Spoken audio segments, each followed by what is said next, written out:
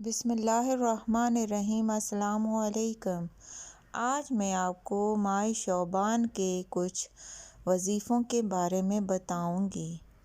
ماہ شعبان کے پہلے جمعے کی شب بعد نماز عشاء 8 رکعت نماز ایک سلام سے پڑھیے اور ہر رکعت میں بعد سورہ فاتحہ کے سورہ اخلاص 11 دفعہ پڑھیں اور اس کا ثواب خاتون جنت حضرت فاطمہ رضی اللہ تعالی عنہا کو بخشے۔ خاتون جنت فرماتی ہیں کہ میں ہرگز بہشت میں قدم نہ رکھوں گی جب تک کہ اس نماز کے پڑھنے والے کو اپنے ہمراہ داخل بہشت نہ کر لوں۔ ماہ شعبان پہلے جمعہ کی شب نماز عشاء کے بعد 4 رکعت نماز ایک سلام سے پڑھیں اور ہر رکعت میں سورہ فاتحہ کے بعد سورہ اخلاص 3 بار پڑھنی ہے۔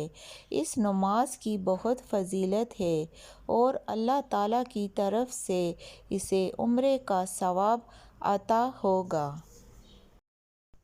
شعبان کے پہلے جمعہ کو بعد نماز مغرب اور قبل نماز عشاء 2 رکعت نماز ادا کریں۔ ہر رکعت میں بعد سورہ فاتحہ کے 1 بار آیت الکرسی، 10 بار اور 10 بار سورہ اخلاص، 1 بار سورہ فلق، 1 بار سورہ ناس پڑھنی ہے۔ انشاءاللہ تعالیٰ یہ نماز ترقی ایمان کے لیے بہت افضل رہے گی۔